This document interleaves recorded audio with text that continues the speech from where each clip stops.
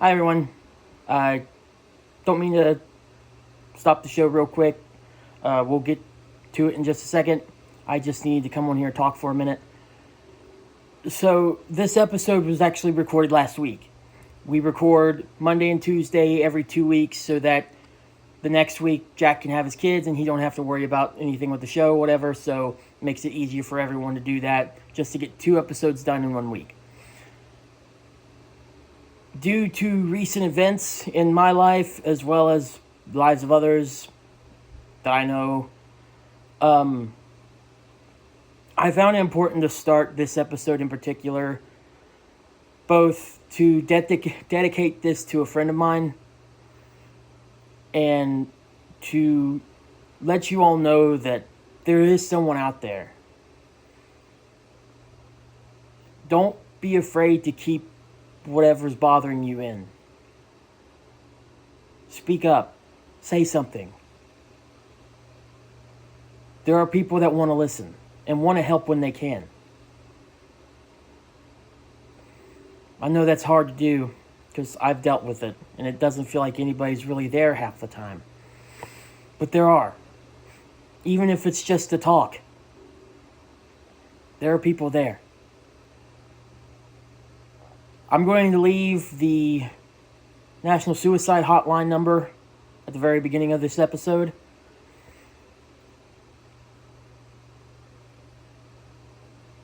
If you need it, use it.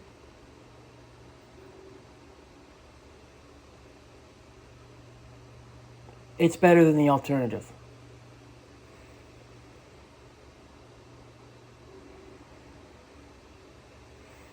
I love your faces. I try to say that at the end of every episode, but I want it to be abundantly clear. I love your faces. And I hope you enjoy this episode as much as we did recording it a week ago. And to my friend, I miss you. Thanks.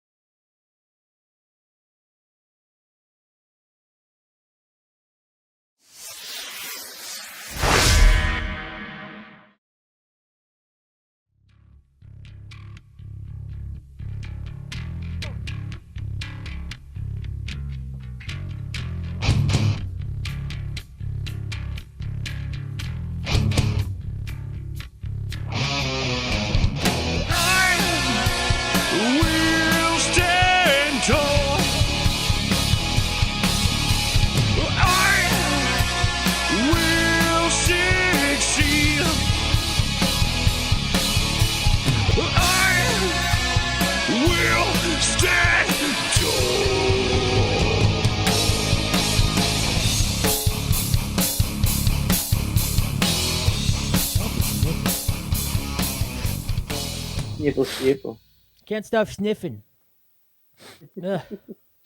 After this, I promise I'll try to mute for whenever it gets pretty bad. But good grief, it's just been too cold recently. It's probably nice now, but like when we're doing this, it's just been cold and not great looking. And what sucks is by the end of the week, pretty decent. Yeah, it's supposed to be back up in the 60s. It's gonna make everyone sick. Yep. Oh well. Hi everyone, welcome in. Welcome into the show. I'm Keith. Hi. I'm Jack. Welcome to Save the Planet. Welcome back. Last 2 weeks have been 2 different guests trying out to be a new co-host. This week, well, spoilers, same thing. We got another person trying to be our next co-host. I'm pretty excited for this one. Yeah. Always a pleasure having him. Oh, 100%. He's literally he can hear me. We're not pulling him up just yet, but he's like literally one of the nicest guys I know. 100%. Like, not a bad thing to say about him. He's a saint. He is a saint. If anyone tries to say anything bad, even if you're trolling, We got problems. we got problems. Yeah. You see that face, that little Jackie face, that's my face coming for you. Yo. Yes. So without further You ado, don't want none. huh? Oh, you said you want none. You don't want none. Don't want none unless you got. But that's clip. Sorry. Interesting start, I know. Oh, we always have those. Especially for that coming from who we're about to bring up. Yeah. I'm curious of what his reaction is going to be because I can look at him. I'm seeing him right now in preview. He's just like smiling. He doesn't know what to make of that. All right, enough bullshitting around, ladies and gentlemen. For like maybe the fourth time on Save the Planet since we've been doing this since 2019, our friend, our good buddy Zach Grady, or Jedi. Howdy. It's a Jedi. It's a Jedi. I love when you say it. I love when you say it's a Jedi. But yes, I was genuinely smiling over that intro. Oh yeah. I always love the shenanigans. Did you like whenever I tried to smack the airbutt? Yes. Yay! Woo! Woo! Woo! Woo! Oh, okay. I'm sorry. Way too much energy for the beginning of the show. I'm sorry. Well, Right? hi. Well, You're- hi. You are wired for sound, sir. Which is really weird because just like maybe an hour ago, I feel like I was dying. Mhm. But yes, this is Jedi. He's been on the show several times. Future Keith, just like last week when it came to Chopper, and I feel bad because I didn't do this with Dwayne for any of his stuff either. I did for Chopper. For Jedi, show off some of his past stuff here on the show right now. Thank you. Cool. Now. Cool. Not now. Now. Now. Now. Now. Okay, now. I think for all Star Wars fans, the whole summary of that day was like, was that Vader? Was that Palpatine? What the hell was that? Yeah. You got Ray with the dark cloak on, and then the double-bladed lightsaber. I just like I saw that, and I was like, "Wow, this is going to be epic." Mm-hmm. And I mean, also, I'm a huge fan of the original Star Wars because I'm old. Ha ha ha. And so seeing Lando Calrissian back, Lando's back. That's great. Mm-hmm. I like Lando. When will then be now? Eventually. Soon. Yes. Spaceballs reference. Yes, Yeah. he got it. Yeah. He got it. Yeah, this guy. And Yeah. I'm just saying, if they don't call Spaceballs 2 The Search for More Money, it'll be a missed opportunity. Up if they don't do it. Yeah, I mean, don't get me wrong. I'm still going to see Spaceballs 2, but if they don't call it that, I'm going to be a little bit upset. But Yeah. I'm still excited regardless. Oh, yeah. It's yeah. gonna be cool. And Rick And Moran- I'm just curious if Dark Helmet is just going to have his regular lightsaber ring thing, or if he's going to have a cross guard one like Kylo Ren in the sequel trilogy. He's gonna have to find a new Schwartz ring. His got taken. Yeah, that is very true. I actually do recall that, but I'm still curious if it's going to be like a regular stable blade, or if it's going to be unstable, or if it's going to be like a cross guard. I'm very curious of what they're going to do when they reintroduce Dark Helmet. And Rick Moranis is coming back as Lord Helmet. That's what I was going to mention. Yep. That's awesome. Yeah, not only that, but not only they're going to have Bill Pullman come back as Lone Star, but they're also going to have Lewis Pullman in the movie too. So they're going to have both father and son in the movie. So I think that's really cool. I actually did cosplay as Sentry at SebasCon that Saturday, and it was pretty cool. It was cool having people be like, "Hi, Bob." Whenever I walk past, I would just smile and wave back. It was really cool. Now hold on. Hell yeah. Before you go any further, you mentioned a little too local thing. What's Subasicon for anybody that might not be listening directly from where we're from? What is Subasicon? Well, Sabasicon, it's basically an anime convention, and like all the cosplays that are there, they're not exclusively anime, but like it's superheroes, video games, movie characters, TV characters. Like it's just a big, big variety of different cosplay categories. But not only they have like anime stuff, but like they have a bunch of different Japanese arcade games set up. They got some PS5s set up this year, and they had a few different games set up at this little area with the PS5s. Like there was Dragon Ball Z Sparking Zero, which I played. I was very rusty at it, but I still had fun. I think they had the new Tekken game in there too, and they had a few others, but I can't really remember the other ones. But I know they had Tekken and Dragon Ball Z for the PS5 booth, and then they had a bunch of different consoles set up. Like they had the N64, Nintendo Switch, Xbox One, Xbox Series S, X. Like they just had a lot of different consoles set up, and I was so excited to see this one. But they actually had a Japanese arcade cabinet of Virtual On, and the first time I've ever played that game was on the Xbox 360. They had it on their Xbox Live arcade thing. Whenever that Xbox thing Live was still Arcade. going, yeah, they actually had that, and to be able to experience it the first time as an actual arcade cabinet, it was really cool. But the controllers were weird, like just to turn and try to navigate with the twin sticks. Like it was weird, but it didn't take me too long to adapt to the controls. But it was still really fun. I was very happy to be able to experience that for the first time. It was very, very cool. Now, is there like the other cons? Is there like celebrity guests there and stuff too? Yeah, I know it's mostly voice actors, but I haven't really seen anything out of the way as like A-list actors. But like it's a fun little convention though. Like they have different like voice actors, comic book artists, local artists. Like they just have a lot of different people come there, and all sorts of different vendors from all over the place come to SpasCon. But it's really cool. There's this one vendor I have to bring up.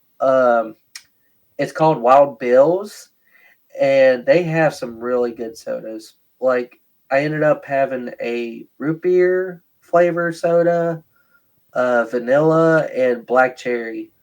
The mug I got, it was really, really cool. It's an insulated mug, but I will say, like for the price, it came up to around like $80. But yeah, I've seen that place before. They've set up on Canal Boulevard for a couple things there. Which sorry for local stuff again, but I've seen them in Charleston before. I really want to try it, but I saw the price for the mugs. I'm like, there's no way I'm trying. Right. I'm going that much just to try your probably okay soda. You know what's okay? That's much cheaper. A Coke. Even though the price for the mug was a bit on the expensive side, like I really enjoyed their sodas. And like if you bought that mug, you was able to get free refills and unlimited refills throughout the whole weekend. That was the only good thing about it. If you bought the mug, you could just go there at any time. But still, I don't know, man. That's especially if you go there for like one day, like multiple days, sure. But like, are you going to go? Did you go multiple times to Subasicon this year? I've only went both Friday and Saturday. Okay, so you did go. Okay, so as long as you had the mug, you were able to just get whatever anytime, right? Or did you have to purchase like the ability to get another one to go again the second day? I meant the mug thing, not Suboxicon. I assume you paid for 2 days of Suboxicon. Yeah, for me, like I ended up getting a 3-day pass, so that way I could go both Friday and Saturday. But as far as like the mug goes, I was able to just pay that $80 price tag for the mug and the unlimited refills. I was very happy to get the mug itself, but like for the price tag on it, it was just like, That's, I mean, yeah, I agree. Well, it's like I've always wanted to go to one of those cons because I'm a big geek myself. But like every time they come around, or like they have one in Richmond or Roanoke or down in North Carolina or whatever, I start looking at the package prices and stuff, and I'm like, yeah, I'm too poor to go to these cons. Everything at these conventions are just they're expensive. Yeah. especially yeah. especially if you want to meet like a celebrity. I know like we know Turtle. Uh, he got to go got to meet Robert England.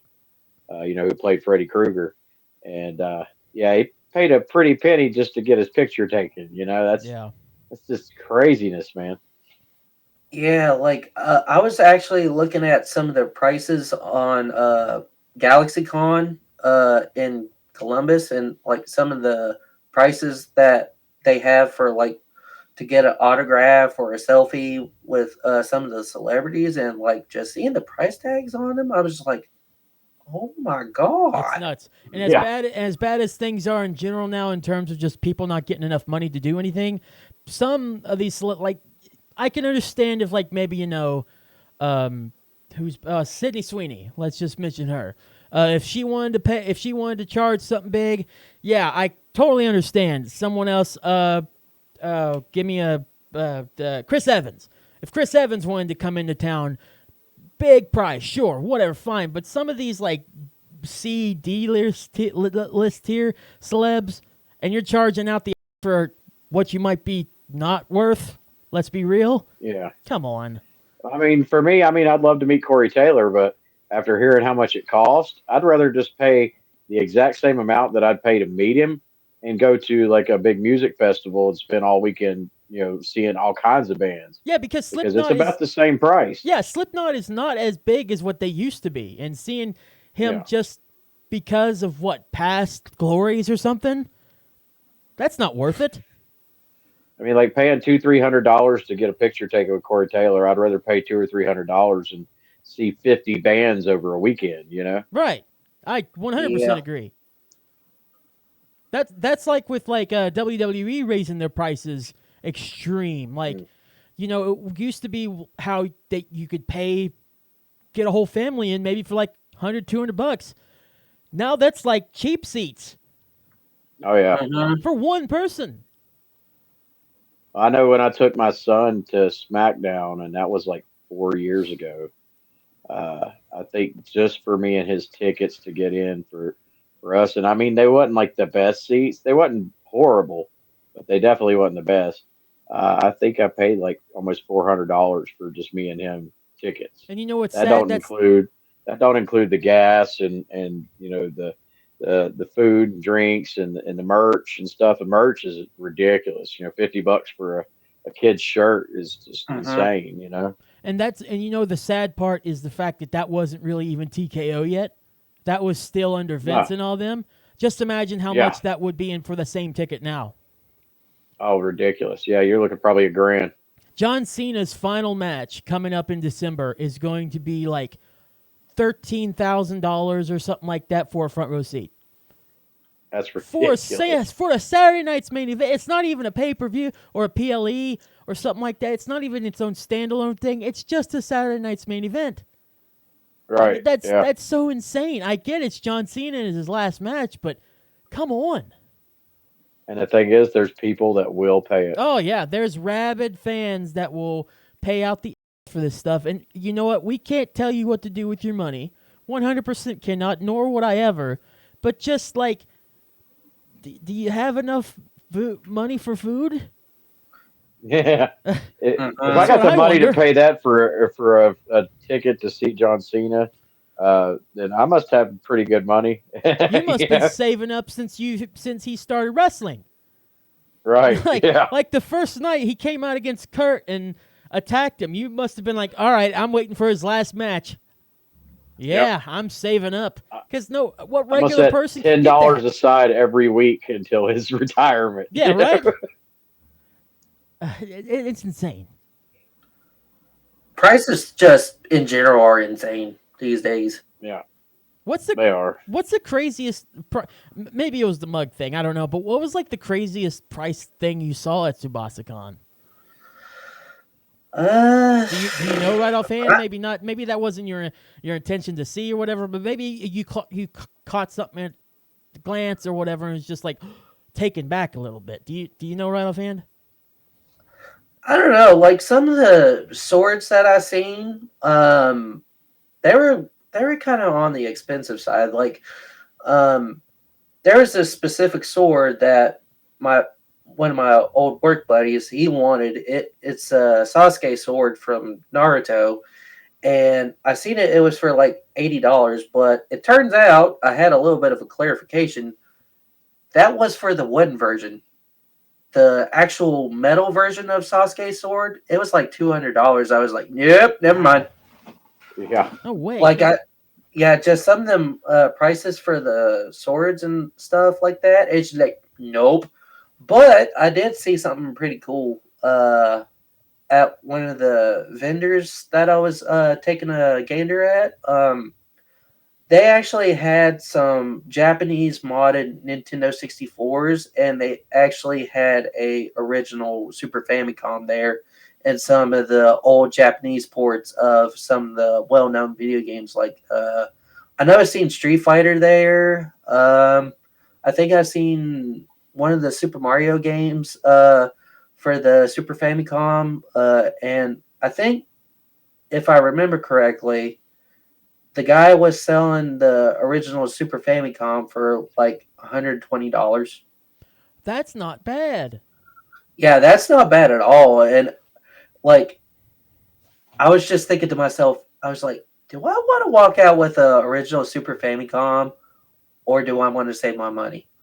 So I ended up just saving my money, even though it would be cool to have an original Super Famicom. It just, I was just like, yeah, I'm just gonna save my money just in case if I need some food or just get gas for my car whenever I leave from the convention and go back home. But I will say it was still very fun, minus all the stuff being like on the expensive side. Just seeing some of the people that I knew up there, and also meeting and talking to other cosplayers and just people in general was worth it, and it was pretty cool. Yeah, something like that. It's definitely more worth just being around the people than it is, like buying. Obviously. Yeah, like I got a buddy down this way in the Bluefield area, and he owns a collectibles store called Spookables, and he travels. He packs up every time I go in there. He'll be packing up to travel to some con that's in local area just to sell some of his collectibles. But this guy though, he goes there not just to sell the stuff he's got, but he's like a kid in a candy store. He gets there and he's looking for new stuff to buy. So yeah, I like going to his store a lot. Yeah, he's got some cool stuff. What was the name of this place again? Spookables. Yeah, he mostly sells like horror memorabilia. I was going to from, say, like, I hope movies. it's horror. Yeah, yeah. He does. Like I go there and get a lot of, where I'm a Predator fan of the Predator franchise. There you go again. I got a couple of those action figures from his store, but also like he's a big wrestling fan.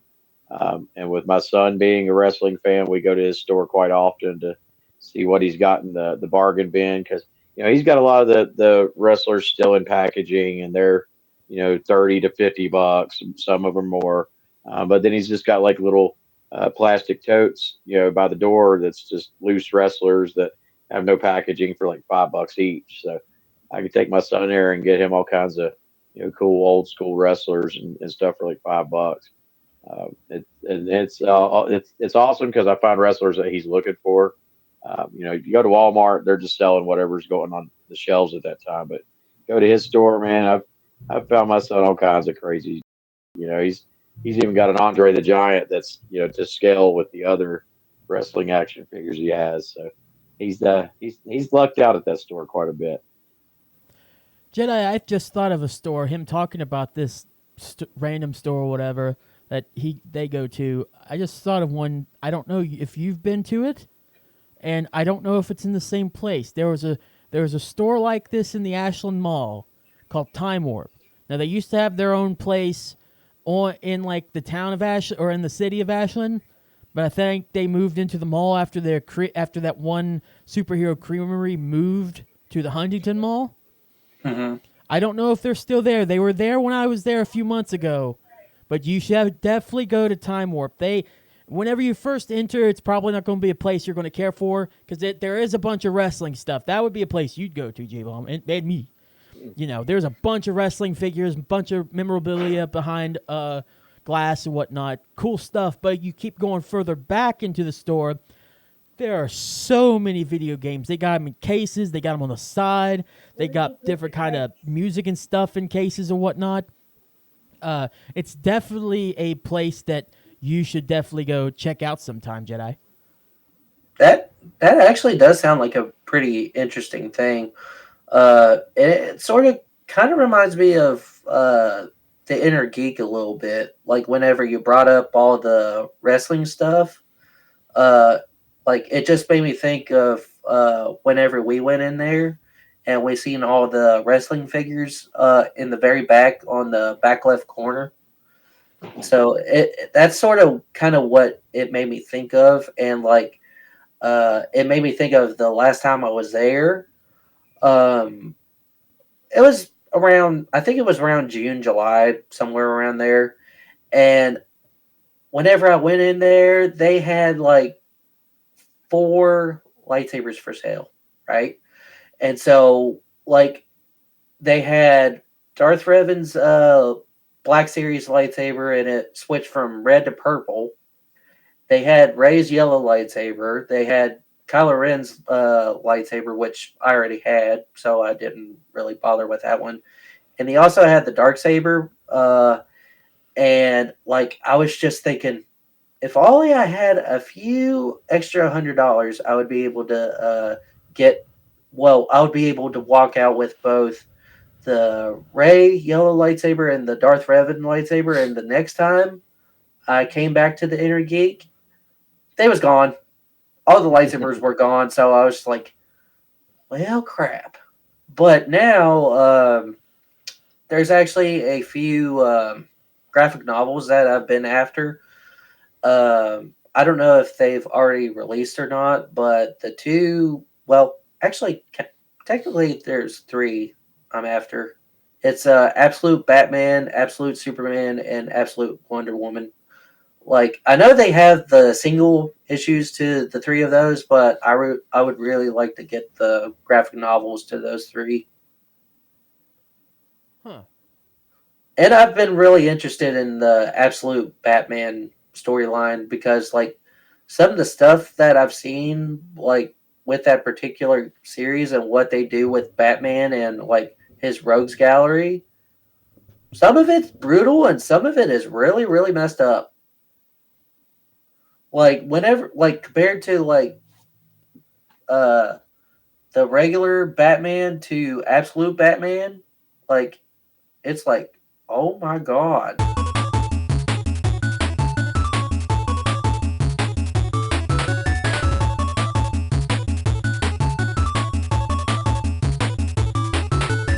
Like, whenever they go extreme with Absolute Batman, like, he, like, I don't know, it's crazy. Is this most of your time on Twitch? Like, because I'm very curious because you know a lot about this kind of stuff, like magazine, this nerd type culture and stuff. Do you go a lot into this on Twitch whenever? Because, by the way, this guy, very good Twitch channel, by the way. Just saying. I appreciate the kind words. Of course. Is this stuff you talk about on Twitch, or do you just focus on playing games and stuff? I bounce back and forth between like commentary of what I'm doing in the game and where I'm going and all the stuff that I see in the game and who I interact with in the game. Sometimes I go back and forth between that and also talk about that something that's on my mind, something I've seen or something I heard, and just sometimes I talk about it every now and then on my Twitch channel. Nice. Yeah, like if there's a particular movie I want to watch or a particular game that I want to play, which there's a lot that's going to be coming out in 2026 that I want to play. And also just some stuff that, like if I go to the Inner Geek, if I get something from there, I like to talk about it.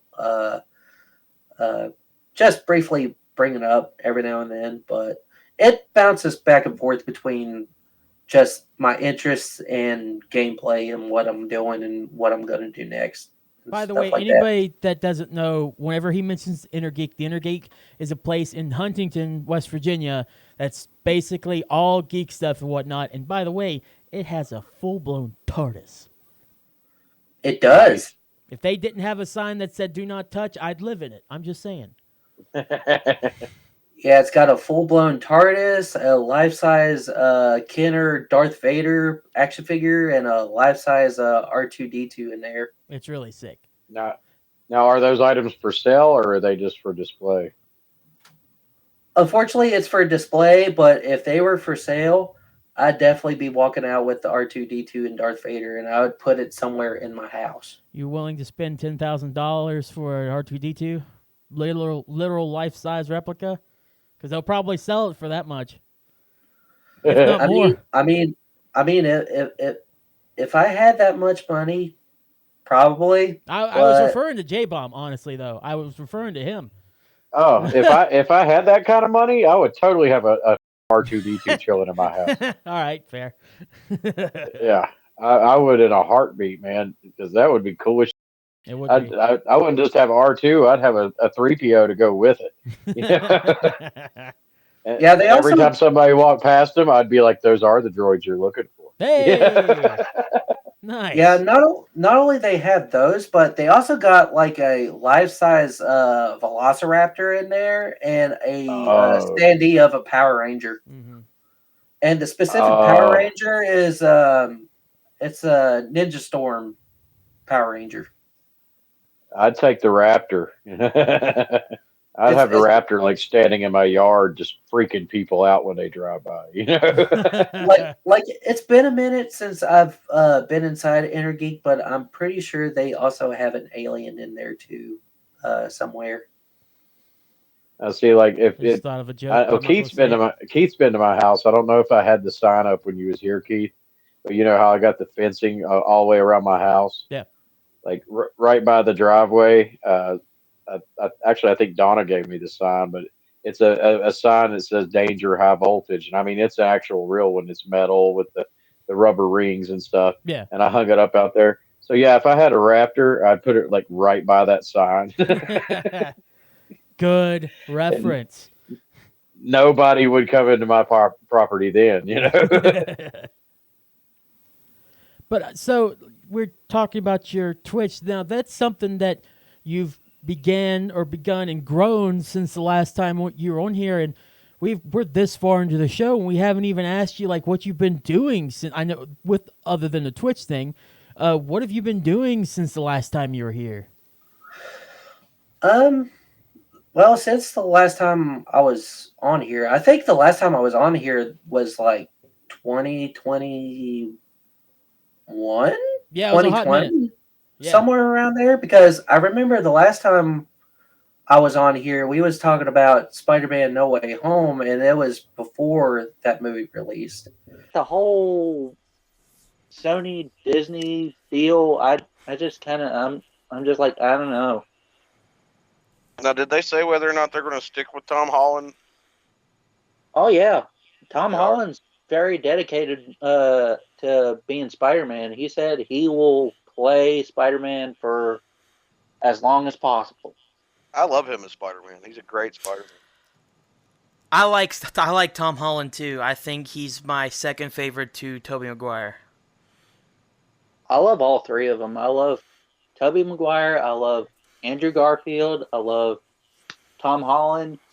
Heck, I even like the Into the Spider-Verse movie. That's one of my That favorite movie was Spider-Man great. movies. That was a good one. That was so good. Honestly, as far as it goes, and don't hate me for it, but Tobey Maguire is actually like my least favorite of the three. I can like see Tom that. Holland the best, and then Garfield. I really liked Garfield when he did it. He had that cocky teenager vibe about him, which just made him hilarious. And then of course Tobey Maguire. But I like Tom Holland best. I've still been doing my cosplay gig, which of course I mentioned. I went to SabasCon both Friday and Saturday. I've been posting some of my cosplay stuff on my TikTok as well. Like at first, I wasn't using TikTok all that much, but then I just kind of decided to post something one day, and all of a sudden, I just got all these likes and views and stuff, and I was just like, okay, I might be getting somewhere with this. Not bad. So I've just been posting stuff on my TikTok, but outside of like content creation and stuff, I've just been mostly focusing on work because I've like this month actually makes 5 months since I've been with my new job, and it's been Hey, congrats. Oh, thank you. It's been really, really good, and it's been super beneficial. Like it's been beneficial in more ways than one. I'm able to knock out a few more bills than what I originally could at my last job. I got a lot more benefits with this new job, and like I didn't even know this, but my new job it actually has pet insurance. Oh. And like it was funny I seen it because very recently I had to take my dog to the vet because he was having some issues, and it was like after I did my first appointment with the vet, I ended up looking under my benefits page on my app, and I seen it had pet insurance. So I was just like, I did not hesitate, and I got insurance with both my cat and my dog. Oh yeah. And but it's been very, very beneficial, and I've also been focused on my physical health because like almost every day after work I go to the gym and I work out. Like earlier today I ended up hitting arm and back for my gym session today, and it felt pretty good. Give us a little pump. Give us a little arm thing there. Give us a little. Oh my God. Like the camera doesn't really do it justice because of the lighting, but like the gains are there. I'm just saying the gains are there. Woo. But he's a beefy man. Oh, we talked about it on Save the After Show last week. But let's just say if what we talked about was true, you just bumped those numbers up. I'm just saying. But I have posted some of my fitness stuff on Instagram, Facebook, and a little bit on TikTok. But as far as like my gym structure goes, like whenever I work out after work, I just mainly go off of what me and my older brother established whenever me and him were going to the gym. Like on Monday, we would do chest and shoulders. Tuesday would be arm and back. Wednesday would be leg day. Then Thursday, the cycle will restart and go chest and shoulders, arm and back. And then Saturdays, we usually just wing it. And then on Sunday, it's our rest day. But I just been going off that cycle that me and him established. Oh, you're Voguing. Strike pose. Vogue. No, I was doing head, shoulders, knees, and toes. Yeah. And then when he put it on me, and I'm like, You're the one that got caught. yeah, J-Ball You was got the Vogue. voguing. Well, that's good, Yep. man. Yeah, all of us were striking a pose and voguing. You're actually being serious, and we're over here being jack. I both apologize and not really. That's just the way we are. You was just like, sorry, not sorry. Yeah. But yeah, Jedi, you talking about your cosplay and stuff. From what I've seen, because I don't get on TikTok a lot, but Donna, my fiance, is just TikTok insane. She's a TikTok addict. From what I see a lot of cosplayers doing very well on TikTok. So as I've seen your posts, a lot of all your different cosplays, and I figured TikTok would be a world that'd be right up your alley. Yeah, I've been wanting to post more cosplay stuff on my TikTok, but not only I've posted like cosplay stuff, but I've also done like some lightsaber spinning stuff on my TikTok as well, and I've also posted a few of my Twitch clips on there too. So it's just been a little bit of a variety here and there, but I feel like my cosplay stuff does a little bit more compared to like lightsaber stuff and my Twitch stuff, but I feel like the cosplay stuff would be like the main thing, but I'll still post lightsaber stuff and Twitch stuff on there too. Speaking of TikTok stuff, I kind of want to avert your attention here. This is pretty interesting. I have his TikTok. Oh, snap, that's me. I actually got your TikTok pulled up. So for visual only, obviously, you get to see it, but you can probably hear it too, coming from the computer itself here. Let's watch a few of his TikTok clips here. I'm going to go down to the bottom, and then we'll just pick out some ones here and there that I think are cool. And that's whenever I played Spider-Man. Definitely doing the best I can not to fall in there. It happened.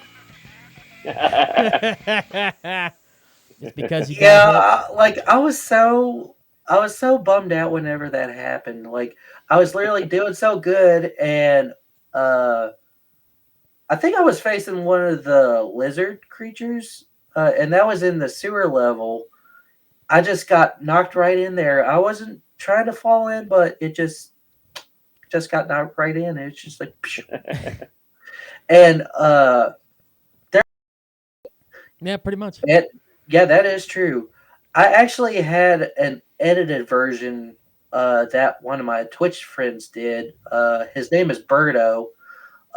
He doesn't really do the editing stuff anymore, but he did a little bit of extra stuff, and he actually added a little scream whenever Spider-Man was falling down into that green abyss. I thought it was really cool. I wish I still had it on my phone, but I don't know where it is. Like I have so many pictures and videos on my phone. It's probably buried somewhere in there. J-Bomb, you want to watch another one? Yeah. I think that's a good idea. Let's watch another one, shall we? I got a perfect one. Oh, yeah. Oh, can I get a hole in one? Can he? Let's go! Hey! Let's go, baby! Yeah. Like, I'm not even going to lie. Like, I literally thought I was going to miss that shot. And that was actually, keep in mind, this was actually during my birthday stream. I was playing that for my birthday. And I had a few of my Twitch friends get on there and play with me. And I literally thought I was going to miss that shot. And then all of a sudden, I just seen it ricochet and go right back onto the course into the hole. I was just like, whoa. I might have found a secret shot that I didn't even know about. That's an impressive shot. I'm not going to lie. So I feel like that was a little bit of birthday luck, I would say. But that was really fun. It's been a little bit since I played golf with your friends with people. So it's a fun game if I'm not playing any like action heavy game or like a horror game like Resident Evil. So it's a pretty fun and chill game. Sometimes it gets a little bit competitive, but it's pretty chill. Let's look at a few at your cosplays now, and then I want to show at least one more TikTok Twitch clip because these, I'm not gonna lie, these are as impressive, if not more impressive, than those. Because some of your suits that you have there are impressive. Look at this. Yeah. Yeah, that's my Tom Holland Spider-Man suit, and like I just had this idea of Look at that one. doing the battle damage look from like the first Spider-Man movie, and so I ended up tearing it up and tearing it up and just making myself all bloody and bruised and stuff. So I wanted to get a little bit creative, Look at some and of these. that's whenever I was sporting my Batman Forever. That's when I had the Darksaber. Yeah. Oh, And, yep, the Wolverine. And not gonna lie, I like when it came to the Wolverine, I was really in between on sporting that at Sebascon or Sentry. But since I already seen a couple Wolverines there at the convention, I just went ahead with Sentry. Even though I do want to bring back the Wolverine costume for a stream one day. Like, there's a lot of costumes I would love to bring back for a special stream or two. this guy's impressive. Jedi has a good eye for cosplay for sure. Oh hell yeah. Yeah, I like the one you did years ago. You did the Ghost Rider years and years ago. Yeah. I would actually love to upgrade some of my cosplays, like add and replace some pieces on some of my old cosplays, and Ghost Rider is one of them. Like it was a few years ago. It was me, one other buddy, and another buddy of mine. I let him borrow my Ghost Rider cosplay, like my mask and my leather jacket and everything that I got for him. And I don't know what actually happened, but he accidentally dropped the mask in the floor and it caused like some of the flame pieces to break off the mask, and it caused some things to get messed up on my mask. Like I still have it; it's still in pretty decent condition, but like the lights don't work on the mask anymore. And I was thinking about maybe one day upgrading the mask and getting like one with neopixels in the flames, so that way I could have like the whole flame effect. So that'd be sick. That's one idea I would like to do. It's just a slow process on everything. I've just been mostly focused on taking care of my necessities first, right? Which you should, and then just focusing after that. I can get like the stuff I want. Like it's needs over wants. If that makes prioritize. Sense. Oh yeah. Yeah, prioritizing. Yeah. Speaking of prioritizing, let's prioritize one more TikTok Twitch clip. Sounds good to me. Right, here we go. Final one. I had to put in a horror one, and I think this is more recently, isn't it? Yes, it was very recently. It was whenever I was playing Until Dawn for Halloween, and that's whenever I was sporting my Daredevil costume too. Okay. Here we go. Check it out. Why? What if it's like a pipe that's about to burst or some problem with the furnace? Unlikely. If it were me, I wouldn't want this place to burn down on my watch. Yeah, we gotta stick together. We do. Look out. Oh, why do I gotta He's gonna kill you. Oh my god! Oh my god! Yeah, this part actually... Yeah, that part actually genuinely scared me. Like, it scared me to the point where I literally threw my controller behind me. That's why I wanted to do that one, because you actually did throw your controller. I noticed that. Like, he said, "Oh my god!" Yeah, oh my god! Like you noticed me reaching down for my controller. I literally threw my controller backwards. It like that one got me really good, but like throughout that stream, there was quite a few different jump scares that got me. But that one, oh yeah, that one was probably the worst one. You call it your worst one. I call it your best. Yeah. Come on. I mean, yeah. Like there's been quite a few games that has scared me, and I'd say like the top two games that probably scared me the most was that game and Dead Space. Yeah, I can see that. I played Dead Space. Dead Space was crazy. Mm-hmm. But watching that clip though kind of reminded me of an old story that you told on a very old episode, Keith, and for our listeners, if you want to go back and try to find it, but Keith told a story about getting to try a VR headset of one of his buddies playing that Resident Evil game that came out with it, and from Keith's story, he damn near almost broke his buddy's VR headset Sure did. because the game scared the shit out of him. Sure did. This thing had just came out like a few months ago, or maybe just like a year ago. It was the original PlayStation VR, and he wanted us all to come and try it or so. And I tried it, and of course I'm like, all right, I'm going to be tough. I'm going to try the Spoopy Poopy game. I put the thing on, and I almost throw the damn headset off my head and completely destroy this $500 toy that he basically got. And I didn't hear the end of it for a long time. So, thanks, J-Mom. That memory is still trapped, man. I remember. I don't know what you're talking about. I don't. Yeah, not gonna lie, I still kind of want to try Resident Evil VR, whether it be Resident Evil 2 or Resident Evil 4. Heck, even Resident Evil 7. 7. In my opinion, yeah, 7. Yeah, 7. It's definitely probably the scariest one out of all the Resident Evil games. Resident Evil 8 was definitely not that scary. It had its unsettling moments, but I don't feel like it was genuinely scary. I just feel like 7 is probably the scariest one. And that just leaves me curious on how scary Resident Evil Requiem's going to be.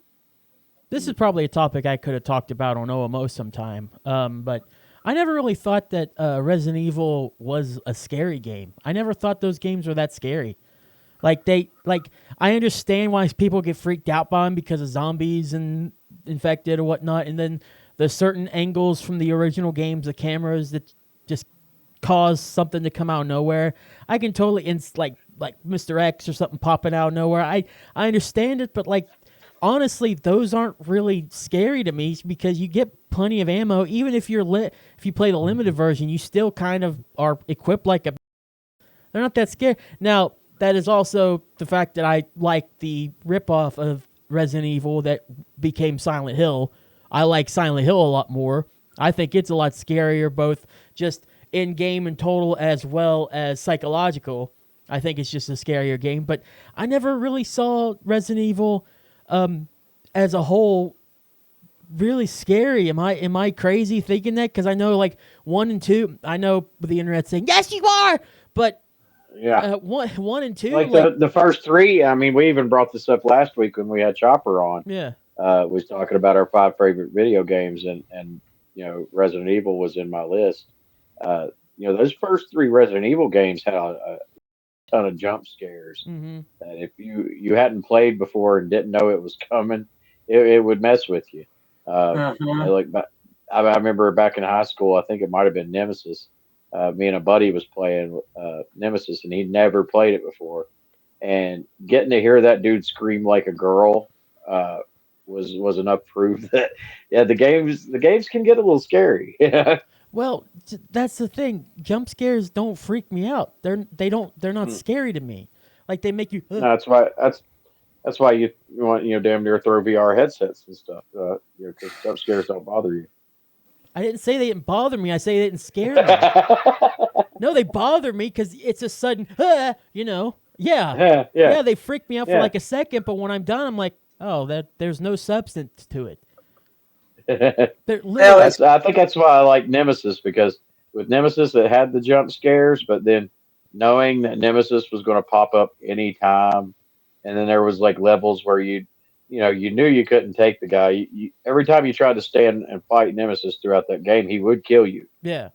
You never really got a fair chance against him until towards the end. But just be creeping through an alley and you can hear him, walking or doing the whole stars thing.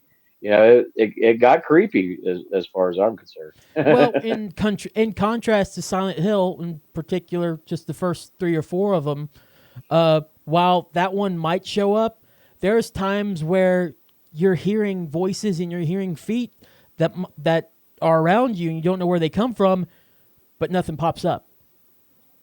What's scarier? Is it the fact that you know something is out there and is coming for you, or you know something's out there and it doesn't? That is a fair point. Yeah, it's the anticipation that builds fear more than the actual bleh, you know? Well, I believe it was Silent Hill where you're in the room with all the mannequins, and like every time you turn away from them and you turn back, they've moved. And they've done something different. Like they're getting closer and closer to you. I believe that was Silent Hill. I could be wrong, but stuff like Maybe. that's some creepy. And to me, maybe too, I need to actually play like the original PlayStation versions. I played Resident Evil 2 remake, Resident Evil 1 and 2 remake. Resident Evil 1 is closer to the original in terms of how the game structured remake wise. 2 is just completely different. 2 is like an actual action game, but they're with horror elements. I still wasn't that freaked out by either of them. Maybe if I had the added context of the graphics at the time, the gameplay being as it is, as well as just like the cameras that have like those static cameras that don't move, which is where Silent Hill got its presentation from. Maybe if I went back and played it like with those older games, I'd probably appreciate it and think it's more scary. But just what I've played, especially with the remakes, I didn't find them scary, even though they did have that element of Mr. X can come out of nowhere and just like pop and kill you or whatnot. Didn't freak me out. I was just like trying to stock up and trying to make sure I was ready to boot scoot boogie on the out wherever I was so I can move on. I was also getting more frustrated trying to find all the keys and whatnot to get to the next area or find all the things to get to the next and solving all the puzzles more than I was, actually getting immersed in the area and getting freaked out by it. Which in Silent Hill, you do the same thing, but I feel like it's better spaced out. The puzzles, I'm not saying the puzzles are better. That's arguable to me. What game has the better puzzle solving and whatnot. But in my opinion, I was able to feel the area and the intensity of just being freaked out and scared more by Silent Hill than I was of the Resident Evil remakes. But again, that's the remakes. I need to go back and play the originals. That's what I'm saying. As far as if you sit and think about it, like what I'm referring to is, first playing it, 20, 30 years ago. Right. Yeah. Back when there wasn't many games that were like that. So it was 20, 30 years ago, that was something new that, never really was being done. So it did give it a more creepy vibe. Now here we are 20, 30 years later. There's been so many horror games. There's been so many things. It's hard to scare a horror gamer anymore nowadays. Well, the Silent Hill 2 remake, which was a remake of the 25 for a game 25 years ago or so, I thought captured that original Silent Hill 2 very well, still being that like over-the-shoulder type more action thing. But I think the only thing it did worse in comparison to the original Silent Hill 2 was the music. I thought the music in the original and the feeling of it might be a dream or whatnot was a lot better in that one in compared to this one. This one felt more like Resident Evil 2's remake, but it still kind of, in my opinion, had the more creepier feeling of it because that's what the original Silent Hill 2 was going for, was the more creepier in your head type feeling in comparison to the more action-based game that was Resident Evil 2. But yeah, again, it's also opinion. Whatever. Yeah, that actually made me think of whenever I was a kid experiencing the original Resident Evil 2 on the Nintendo 64. Like, a friend of my dad's let me and my older brother borrow his Nintendo 64, and he had Resident Evil 2. and I didn't really know at the time what the game was all about. I just thought the cartridge looked pretty cool, and I was not prepared to experience what I experienced whenever I was a kid. And Yeah. I think the thing that really got to me whenever I was a kid, experiencing Resident Evil 2 for the first time, was seeing all the zombies, and especially like after you die, just seeing your character get eaten alive. I was like, yeah, I'm turning the game off. And Yeah, now, that's and then, probably that's definitely something I missed. I miss being a kid playing those types of games and stuff because I really both A wasn't interested and B wasn't really allowed at all to play those. So I Yeah. definitely missed how much scarier those first experience would have been if I would have had that. And when I finally played Silent Hill 2 for the PS2, finally, I was in a very different, vulnerable state in mentally wise, to where it freaked me out more. So that's where my brain comes from whenever I say that's scarier than that. Now, again, I will say I still need to go back and play those originals. I'm 32 now, and I can't say I've played the original Resident Evil 1 and 2 as they were. I mean, it's also like being a horror movie fan, which we know I am. When you're a kid, that stuff is more impactful. It scares you more. It's something you've never been used to. And as you get older, me being a horror movie fan now, it's hard to shake me with a horror movie. Right. So it's the same kind of thing. When you're a kid, things are a whole lot more wild. As you get older, it just gets a little bit more bland. You've already seen it, been there, done that, got the T-shirt. So it's all about perception and age. Nah, y'all, Resident Evil worth sucks. And it's funny In that my opinion, guys, Resident Evil sucks. It's funny that like you bring up Silent Hill because, well, Keith, you were there whenever I was streaming the very first Silent Hill game for the PS1. I was. And I can't tell you how long ago that was, but whenever you were talking about like the puzzles, I can attest that the puzzles in Silent Hill are a lot more complicated compared to puzzles in Resident Evil, because there was one particular puzzle in the very first Silent Hill game that just got me absolutely stumped. I was just like, what?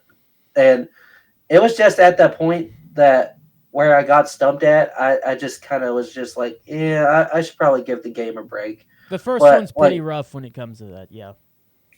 Yeah, but like as far as like the Resident Evil puzzles, like I feel like they're a lot more easier in comparison. Like whenever I revisited the Resident Evil 2 remake for Halloween this year, there was a few puzzles that just came back to me because where I played it previously, and there was some puzzles I was just like, wait, what is this again? And I had to jog my memory a little bit.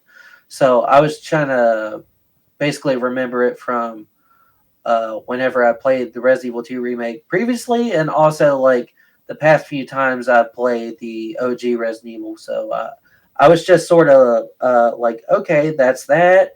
And there was this puzzle, and I was just like, what's this again? And so, like, I feel like the puzzles in Resident Evil are a lot easier compared to the Silent Hill puzzles, because when it comes to the Silent Hill puzzles, they're not going to be the exact same solution compared to the Resident Evil puzzles. Like, anytime you start a new game in Silent Hill, the puzzle solutions, it's going to be randomized. Now, you've played Silent Hill on Twitch. You've played these games on your Twitch channel a lot. Yeah, you've even had a month where you're playing nothing but Resident Evil. I remember that a few years back. Have you tried to do like multi streams, like go on different sites too and stream, or have you just particularly stayed Twitch? Now, I actually have thought about doing multi-streaming. Like recently I just got the ability to go live on my TikTok, and I have had thoughts about maybe streaming on YouTube as well, but I just kind of gotta figure out how I can integrate all that stuff onto my OBS and like just see if it all like works out. Because when it comes to my PC, I've had this PC for a good long while. I've actually had it since like the pandemic actually started, and like since some of the PC parts inside of it are kind of getting a little bit outdated, that it kind of has me a little bit concerned if my PC will be able to handle streaming on Twitch, YouTube, and TikTok. But if it's able to handle all that stuff, it'll take me a little bit of time to integrate all my alerts and stuff onto my YouTube channel and get all the alerts associated with whatever it's going towards, and also getting the camera and the gameplay orientation for TikTok all settled out and stuff. But I have thought about it, but it's just all in a matter of getting everything set up and just make sure it's working properly and stuff. Do you worry about particular platforms, like, because there are other streaming platforms like YouTube streaming, that's still a thing, but like, do you worry about places like Rumble or Kick kind of taking over Twitch in terms of like player base or whatever? And like, do you, because I used to be on Twitch a lot more, but even whenever I stopped really using it so much, it just felt like Twitch was kind of, I don't know, there was something about Twitch I didn't really like in the background that really rubbed me the wrong way. Do you feel like that's still a thing? Do you not? Is there a part of you that just doesn't mind because there's still so many good things in terms of actual streamers that they do well that you can look over and continue your own streams? Or do you think that, or will you yourself have to start looking at other platforms, like I mentioned, maybe to switch over and see the community on there and see what you can build up on somewhere else? Like when it comes to Twitch, I haven't really had much like negative stuff happen to me. I've had like one incident happen to me in the past, but like as far as like just in general, I've mostly had positive interactions with some of the different communities I've joined in and been a part of. But as far as like moving from one platform to another, that kind of makes me wonder, will I have the same impact I've had on Twitch? Maybe not. But like as far as like Rumble and Kick, I haven't really seen all that much from either platforms. Like Rumble, I've never really heard of, but Kick, I've seen like maybe once or twice every once in a blue moon. But I feel like the two of the biggest platforms right now are probably Twitch and YouTube, and I've seen more interaction between Twitch and YouTube compared to Rumble and Kick. But like as far as like, so you don't really worry about like any kind of like competition or whatever that you might be looking on at the side and go, maybe I want on there instead of doing Twitch, you know? Like honestly, whenever you say competition, like the only thing I say I'm really in competition with is myself. Like as far as like other like streamers and people that's on Twitch, like I don't see them as like competition or anything like that. I just mostly see myself. No, not in particular like people. I'm talking about like using Twitch like you do now, but instead maybe switching to Kick or something. the competition in between the different platforms or whatnot. Do you see that, like maybe Kick would try to entice you one day if you get more followers or whatever, one day go there instead and use their platform, or are you just 100% fine with Twitch? You'd never think about switching or anything? Like as of right now, it's mostly just been Twitch, but like going back to like YouTube and stuff, like maybe there's a possibility of like me trying out the YouTube streaming, see how that goes. And maybe one day I'll see how that goes. And like going back to like the whole multi-streaming thing, I could probably stream on both Twitch and YouTube. But right now it's just been mostly Twitch stuff because I don't really remember how all the YouTube live streaming works. I've just mostly upload stuff on YouTube, but I've never really tried the live streaming stuff on YouTube. Do you use the shorts?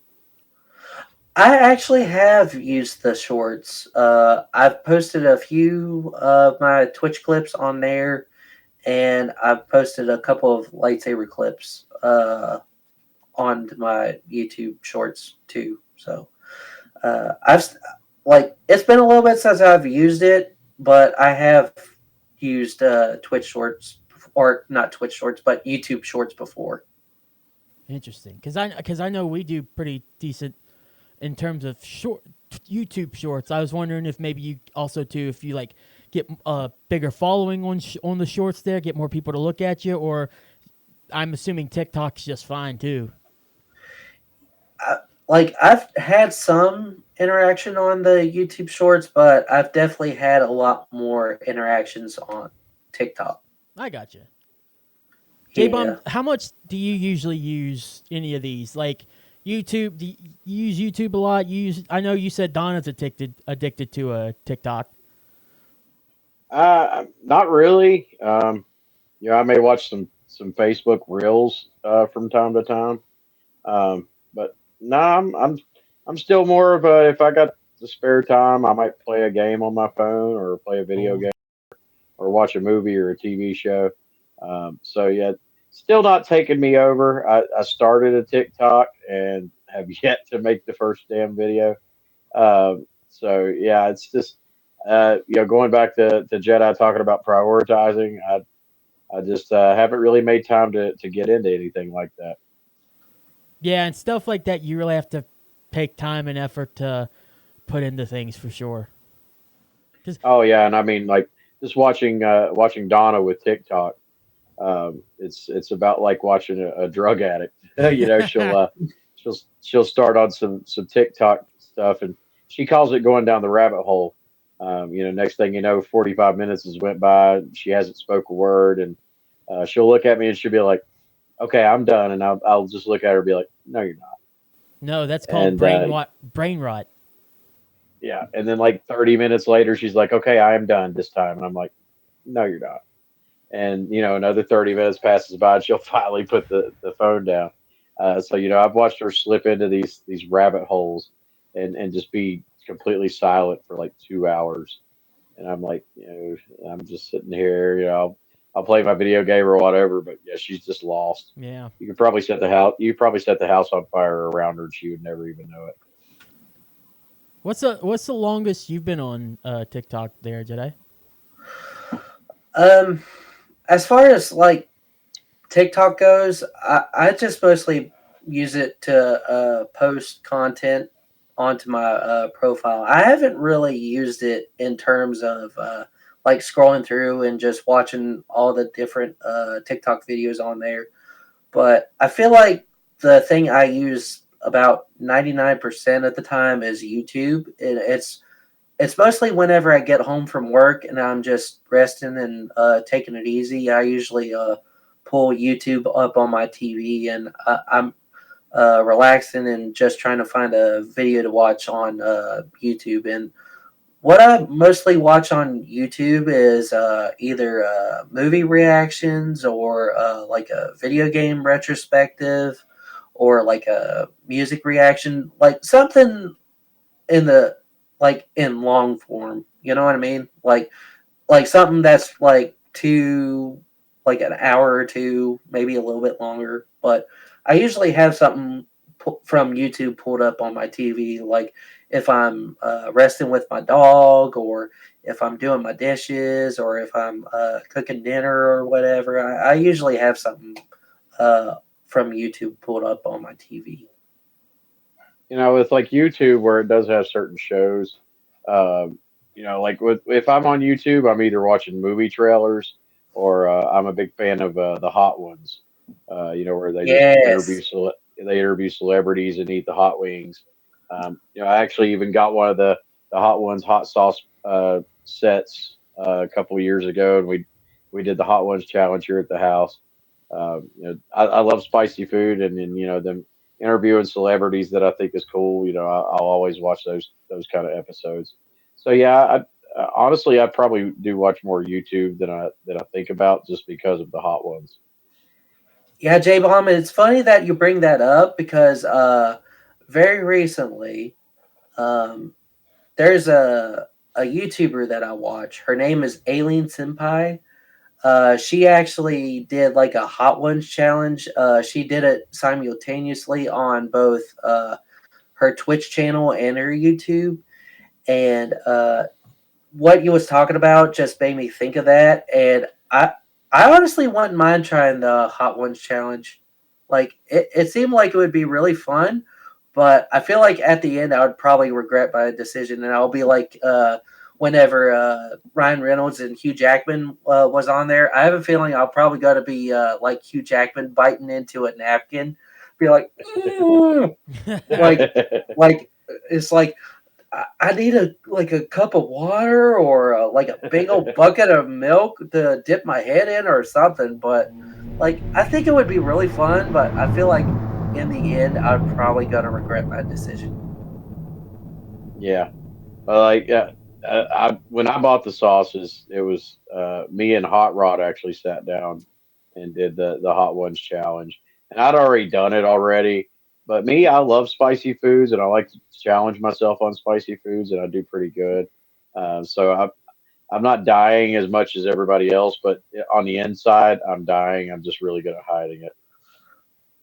Like I like spicy food, but like I honestly don't believe I've had anything like as hot as like the bomb or oh crap, I can't think of the last bottle they have near the end.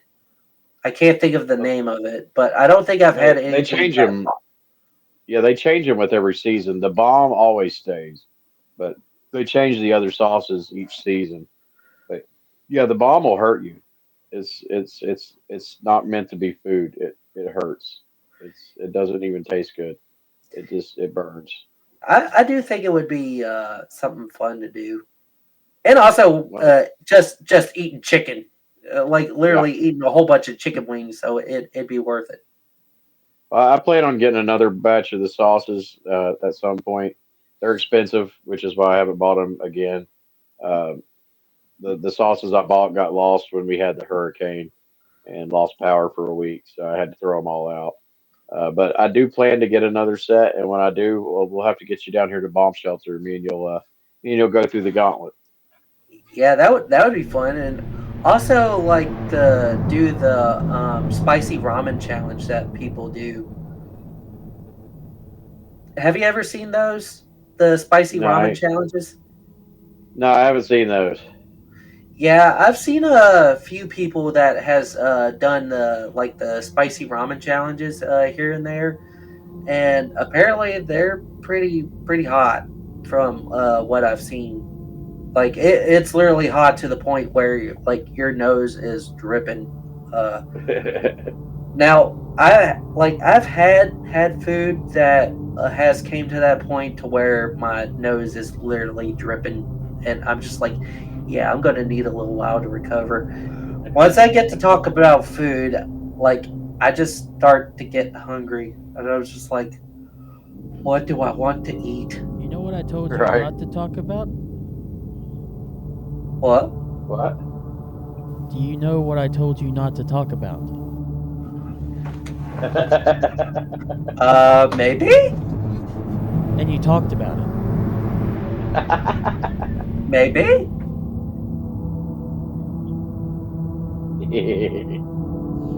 I love that little giggle. It's my evil laugh. Yeah, once I go down that food rabbit hole, sometimes No, I just can't it's stop. It's not the I food. can't. It's not. I can't help it. I love food. It's not the food. It's not the food. At the very beginning of the show, I told you, even before we started, not to talk about one thing. Sometimes I just can't help myself. I know. And all throughout the show. What was this? What was this one thing? Hold on. All throughout the show, it's just got me thinking and changing. I feel the hate in my heart right now. Hate? He's got that ominous lighting too that just makes it even crazier. It's very ominous. Like, not even gonna lie, it's very ominous. Yeah. And now, I'm gonna make you suffer for what you've done by bringing up lightsabers. Oh, really? Oh, really?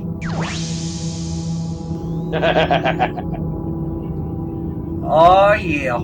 J-Bomb, I'm sorry, but we must do this.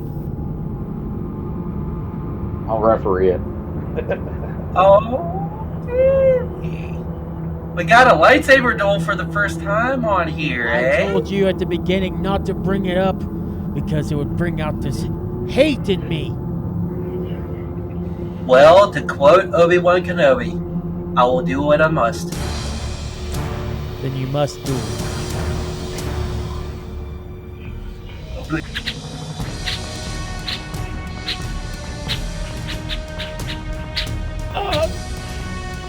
Wait, did I get him? I think you got him. I think I may have got him. I believe you did.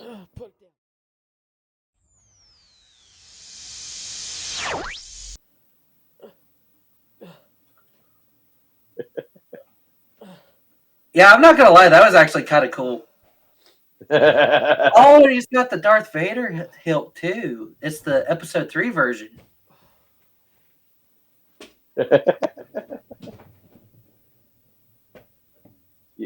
You killed my co-host.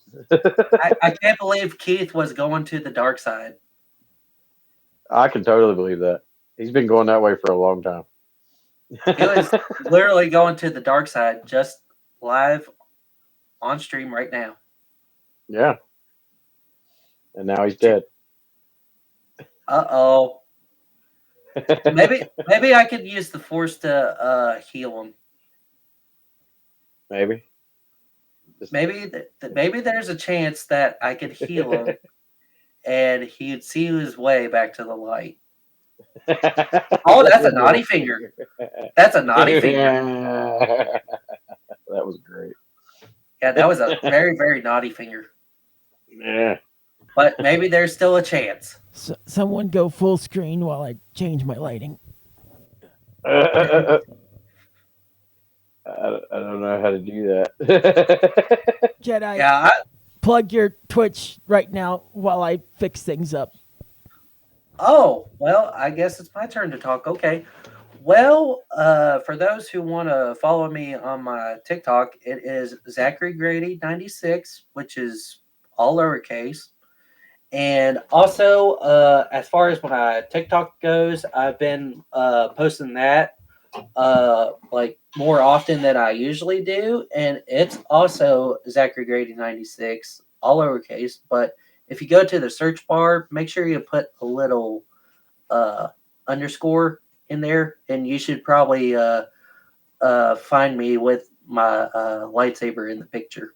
But I'm very, very sociable on Instagram as well. But as far as Instagram goes, my names are just a little bit different on there. That is Zachary Allen 96.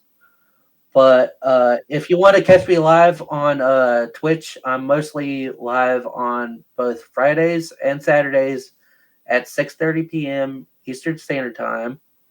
But every now and then I'll have a bonus stream here and there, depending on what the occasion is, and also if I'm feeling good. But as of right now, I'm going to be finishing up Red Dead Revolver very soon. If y'all want to give me a follow on those, that would be very much appreciated.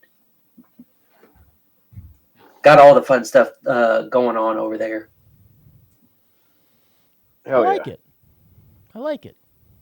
Hey, Keith is back. yeah. Where'd I go? And he went to the good side. Where'd I go?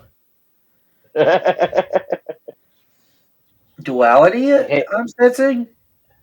The hate no longer flows through him. So it's like I was infected with little Jackie for some reason. I don't know why. I'm glad Little Jackie is definitely on the dark side. I'm glad I don't have that anymore.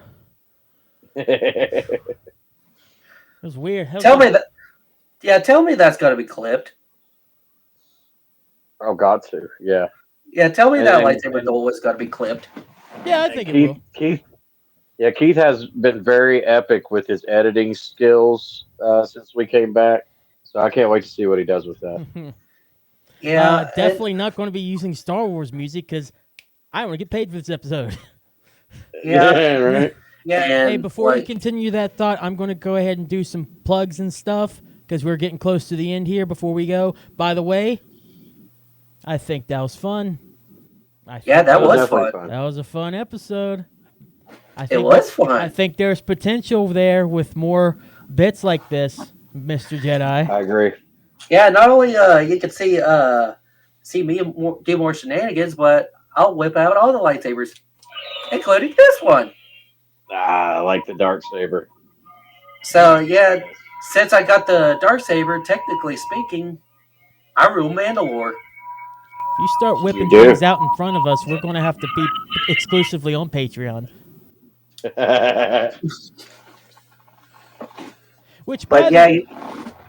get to see me do all the stuff and whip out all the things. Not only lightsabers, but also, what are these? Nice. Before he whips out his... Let's go on and talk about... Chicka chicka wow wow.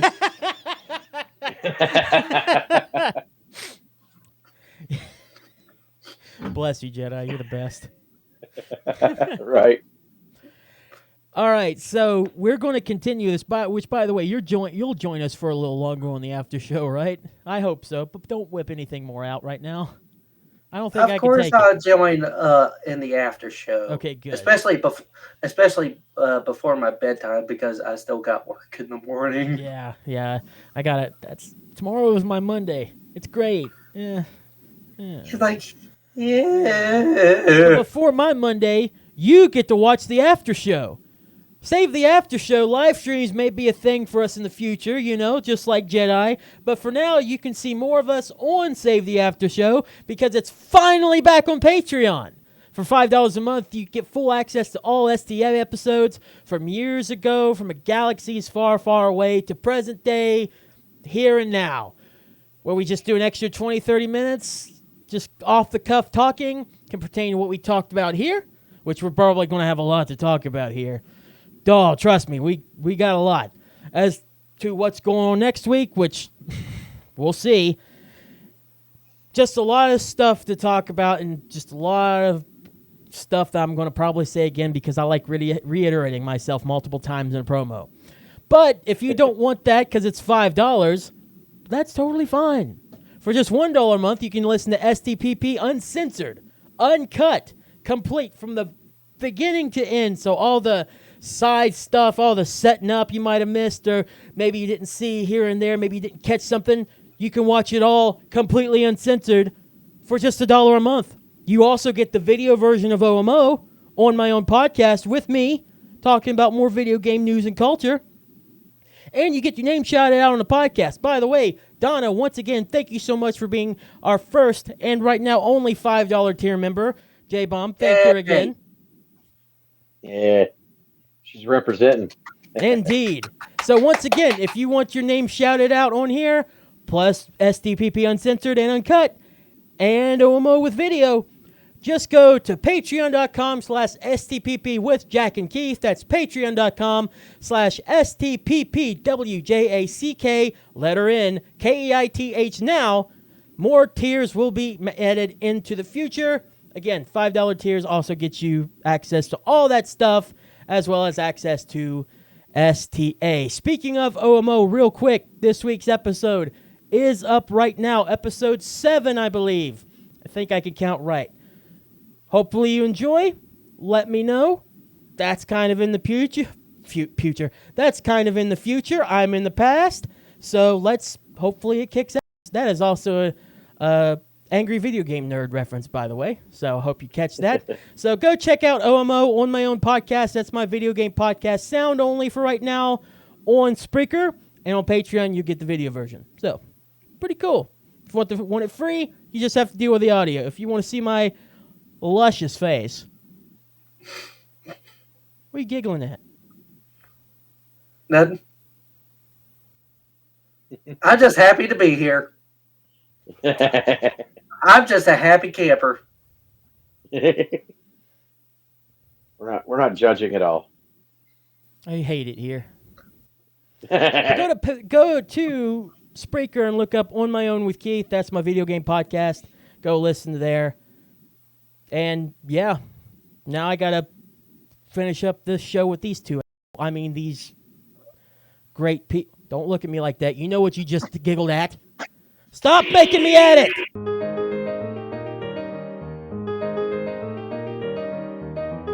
All right, I got some advice.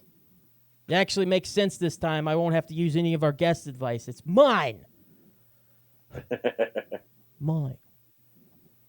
Okay, it's not mine. It comes from a video game. I thought finding a good quote for a video game would be relatable because, OMO and then Zach, makes sense. Jedi, pardon me. Yep. Oh, no, I use government name, huh? Oh, no.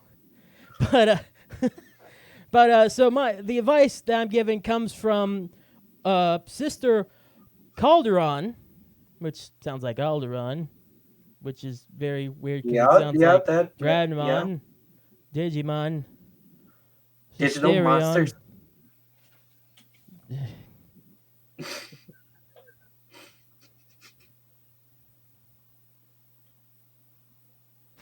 I'm gonna have to wake him up. What? Huh? Sorry. Okay, so I don't know what that was. So advice for the day comes from Sister Calderon to Arthur Morgan from Red Dead Redemption 2. There is nothing to be afraid of. Take a gamble that love exists and do a loving act. No matter what life throws at you, no matter how bad people could be, no matter how bad the world seems to be, do things with love in your heart. I do. And it's funny that you pulled a quote from Red Dead Redemption 2 because I'm literally halfway through Red Dead Revolver. And I'm planning on playing both Red Dead Redemption 1 and 2 possibly next year. Nice. So I think it's really ironic that you pulled a Red Dead quote while I'm playing Red Dead. Well, you know what? Things sometimes work out like that. It does. It's like you told me, and I'm like, maybe I should pull up a Red Dead clip. No, that might have happened. No, I wish that was no. That is actually really true. I think you told me after I had already pulled the quote, so that's pretty cool. I'm not gonna lie, worked out pretty well. I mean, it's not the same game, same series though. Still pretty sick. Yeah, it is still pretty cool though. All right, before I get worked up again, because that will probably happen, and before Jedi pulls out any more things, we have to put that censor marker over or put it on Patreon. J-Bomb, take us out before things get all hairy scary again. Alrighty. Well, thanks everybody for listening and watching. Jedi, always a pleasure to have you, sir. It's great Yep, having you. it's always very, very fun. It's an honor to be here, as always. And hopefully become You're our always- next host. Never know. But you're always a fun person to talk to, and we love having you on. But anyway, everybody have a safe week. Be careful out there, depending on how your weather is. Stay warm. But anyway, as always, drive carefully. Don't drink and drive. Before you say the last thing, May the- before I say the last thing, I'm going I to say it wouldn't- before I you wouldn't- say it. I'm going to say it before you say it. Uh-oh. Well, I had one other thing before I said my last. I know, I want to say mine before you say your last thing. Okay. Well, I still got one more thing before the last thing. Oh, you do? Yes. May the force be with you. Hey! Hey. God, It's funny. Hey. I wore the shirt for the occasion. Yeah. Wore my Obi-Wan Kenobi shirt. I love your faces. All right. What's your last thing, Keith? I just did it, you moron. Oh. I didn't hear you. But anyway, Stay metal. fine. Stay metal. I like it.